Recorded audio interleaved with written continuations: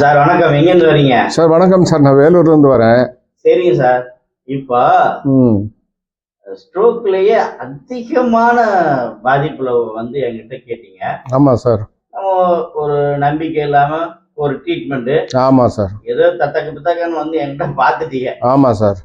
இப்போ பார்த்துட்டு நீங்க ரெண்டாவது சிட்டிங் வருவேன்னு சொல்லிட்டு போனீங்க. ஆமாம் சார். ரெண்டாவது சிட்டிங் வந்திருக்கீங்க.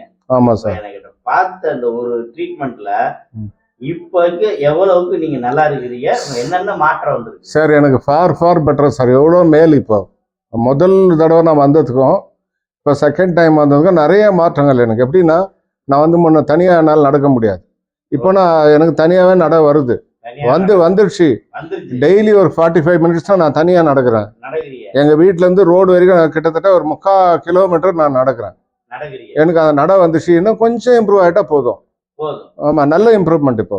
நல்ல இம்ப்ரூவ்மெண்ட். ஆமாம். இல்ல இப்போ இந்த ஸ்ட்ரோக்னால பாதிக்கப்பட்டு ரொம்ப ஒரு மன உளைச்சல்ல இருந்தீங்கல்ல? ஆமாம் சார். ஆமாம், உண்மை அது.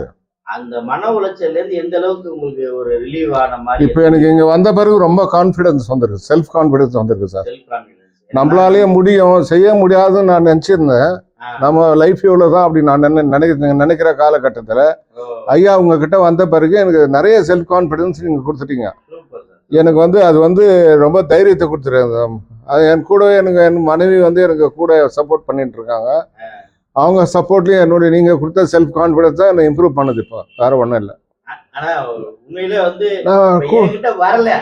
ஆமா, உங்களுக்கு இப்ப என்கிட்ட ட்ரீட்மெண்ட் எடுக்கிறதுக்கு உங்களுக்கு ஒரு வாய்ப்பு கிடைக்கல. ஆமா, அப்படி ஒரு நிலைமை இருந்தா நீங்க எப்படி இருந்திருப்பீங்க? ஒண்ணுமே இல்லை, இதை விட மோசமா இருந்திருப்பேன் சார் நான். ஆமா, உங்ககிட்ட வராம இருந்தா நான் இந்த மாதிரி உட்காந்து பேசிருக்க முடியாது. ஆமா. Thank you sir. கவலைப்படாதீங்க.